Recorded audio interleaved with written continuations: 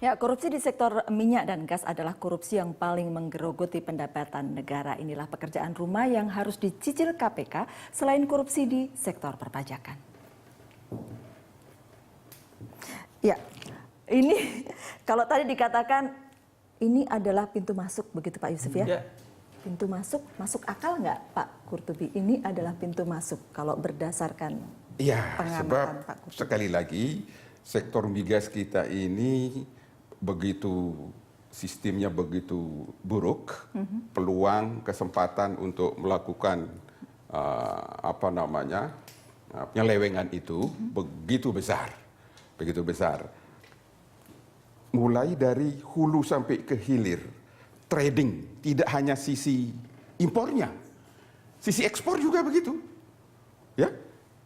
Karena undang-undang migas ini sekali lagi mewajibkan dulu BP Migas, sekarang SKK Migas untuk menjual migas bagian negara lewat pihak ketiga.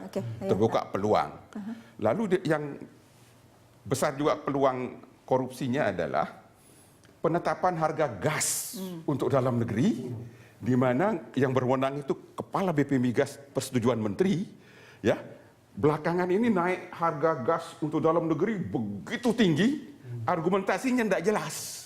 Pak Qurtubi curiga jadinya. Itu dia. Tapi saya ingat kalau angkanya besar tidak mungkin dimakan sendiri kata Mas Edi tadi. Kalau jaringannya begitu besar, apa nggak sulit membongkarnya? Saya membayangkan itu. Pintu masuknya dari mana juga kalau jaringannya sudah ruwet kemana-mana? Ya, tertarik saya dengan pembicaraan ini pintu masuk. Pintu masuk. Pintu masuknya adalah Pak Jero untuk mengetahui jeroan dari mafia migas ini. Ya luar biasa. Kalau ya saya betul-betul merasa kalau kita lihat Kartika Tahir dulu ya, dengan segala macam, memang tidak mungkin kecil lah urusan uang yang bocor dan yang harus dikejar di migas ini. Kalau melihat polanya kejahatan korupsi yang di sektor migas ini dari dulu, ini sudah yang disebut sebagai istilah yang kemarin pemilu ramai, terstruktur, sistematis dan masif. Itulah yang terjadi di SDM.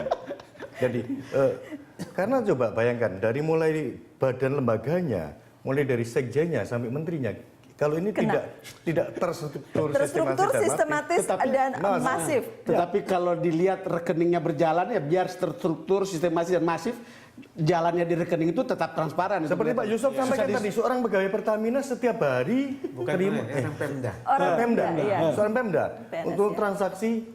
Jadi sudah dari Pemda, dari kapalnya, dari ini kan coba bayangkan. Tapi kalau saya pikir mungkin salah satu solusi yang jadi obat, Pertamina itu perlu diberikan kemandirian. Kan barang proporsional sana itu. Kemandirian artinya seperti semua apa? untuk membeli minyak, menurut harga itu. Jadi kalau tetap digerogoti dengan SKK Migas atau BP Migas itu, kasihan mereka. Itu satu. Ya. Yang kedua, kalau kita lihat bahwa segala sesuatu harus terbuka. Ini tidak seperti kasus tadi. Kalau seandainya kita tidak gali, tidak bongkar, nggak akan keluar, nggak ketahuan. Labora juga begitu. Padahal kan sekitar ada atasannya, ada tetangganya, ada mitranya, seperti itu. Jadi masyarakat perlu juga lebih kritis. Kemandirian Pertamina, Pak Qurtubi, dan kemudian keterbukaan semua orang pasti ini. Kemandirian Pertamina mungkin. Begini, sekarang dia kan statusnya PT Persero. Ya, dia sebenarnya sebagai unit entitas bisnis sudah cukup mandiri ya. Tetapi kan karena dia perusahaan negara, dia dibebani kewajiban-kewajiban yang mungkin tidak menguntungkan seperti menjual BBM, tetapi dijamin penuh oleh negara akan dikembalikan uangnya apa? Baru akan, Pak. Jadi begini, tata kelola yang ada sekarang ini masih sangat terbuka peluang Pertamina itu, oknumnya tentunya ya, untuk melakukan main mata dengan pihak mafia tadi itu dari segala lini, ya. Impor itu misalnya ya, impor BBM atau minyak mentah. Sebenarnya minyak mentah yang diimpor itu di dalam 1 tahun jenis dan volumenya itu sudah terprogram sedemikian rupa sehingga output atau hasil dari kilang itu bisa optimal. Nah, jenis minyak mainnya di mana? Lalu mainnya di mana? Mainnya begini, jenis minyak yang mau dibeli saat berapa bulannya akan datang, ini sudah ketahuan sama trader di Singapura. Jenis minyaknya, volumenya, kapan dibutuhkan, sudah tahu mereka. Ya, sehingga pada waktu tender mereka Sudah bisa atur ketahuan itu. duluan, iya. Nah, ini peluang penyelewengan tadi itu dengan main mata dengan pihak Pertamina misalnya seperti Iya, itu. Salah satunya ya. Salah satunya. Ya, jadi memang ya kalau mau usaha tetap ada jalan. Iya, Nung, kalau lihat ya jalan pikiran kita ini hampir sama dengan jalan pikiran para netizen. Iya. Yang kalau di simetrik ya. simetrik simetrik ini, dia bilang ada yang mengatakan bahwa 9,9 miliar baru sebagian nilai korupsi yang dilakukan oleh Untuk Jero ekspor. dan Iya. kroni-kroninya. Kalau Ini dianggap mereka baru meyakini sebagian. begitu ya. Mereka meyakini bahwa itu lebih besar. Iya, Nah, oke. Pertamina. Ya. Kira-kira begitu ya. Ya. Nah, dia- Iya. Kenapa Pak? Iya, karena ini Bang Don tadi mengatakan bahwa komentar netizen. Iya, komentar netizen betul bahwa ini baru sebagian kecil dari korupsi Jero dan kroni-kroninya. Dan 9,9 mungkin hampir miliar. semua Ya, orang menduga kita seperti tidak itu. bisa menjudge seperti Iya. itu. Ah, Kan kita bicara memang sesuatu yang dicurigai. betul. Sifatnya tadi masif, terstruktur, ya. Kan begitu. Iya. Sistematis. Nah, pertanyaannya adalah kalau begitu dia, apakah cuma 9,9? Nah, saya mengatakan kemungkinan pintu masuk saja. Betul. Karena seperti kasus Akil Mukhtar, dia cuma kasus Bupati Lebak sama Gunung Mas. Itu betul. Iya kan? Tidak Ya. banyak. Begitu kita bongkar, ketahuanlah yang dari Palembang, dari Papua, sampai dengan 100 miliar lebih pada rekening istrinya itu. Kalau dalam kasus Pak Jero Waci ini, kira-kira bagaimana? Ya sampai kemudian sekarang kan kami belum mendapat permintaan dari KPK. Sekarang Pak Yusuf bilang ada 8 yang LHA, yang ya. LHA, lalu kemudian 3 sudah jadi tersangka. Ya. Masih ada 5. Masih ada 5. Bisa nggak dibuka ini orang-orang besar atau orang biasa saja atau trader atau apa gitu? 5 ini Nggak, keluar Pak masih Jero soalnya semua ya. masih orang dalam, Ya. orang dalam, 2 menyangkut perusahaan, ya, dan 6 itu adalah individu. Wah. Nah, Itu dari kaitan dengan semuanya di bisnis energi, Pak. khusus kasus SK Kemas dan Pak Rudi itu. Jadi kita bicara yang spesifik Artinya, saja. Nung, Itu angkanya ya. ini serial. Serial. Benar-benar. Ini serial. Gila. Tadi, kenapa yang saya bilang ini pintu masuk? Kan nanti akan terung pada saat dilakukan pemeriksaan. Kenapa kamu mau diperas? Logikanya kan orang punya kelemahan. Gitu betul. Kan begitu kira-kira Iya. begitu. Kalau orang itu bersih, nggak mau dong dia. Iya. Nah, kelemahannya apa? Mungkin terbongkar lagi, terbongkar seperti itu. Nah, biasanya ini perlu waktu memang.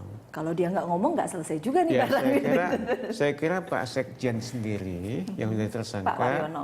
Pak mantan Sekjen itu ya, Pak Waryono Dia itu. harus lebih terbuka. Ya. Ya, itu tebus dosa lah. Ya, Pak, 8 orang gitu ya, 8 laporan itu angkanya berapa sih kira-kira? Ya, tidak terlalu signifikan sampai triliun kan, cuma miliaran ya. Cuman dari pola transaksinya itu, store cash 500 juta, tidak ada satupun bisnis yang langsung segitu besar. Kedua, tidak gaji orang sebesar itu. Jadi ini sesuatu yang saya katakan tadi tidak lazim sehingga masuk kategori mencurigakan. Ya. Mau kecil-kecil nanti kalau lama-lama jadi Oh, yang iya. besar tertangkap juga.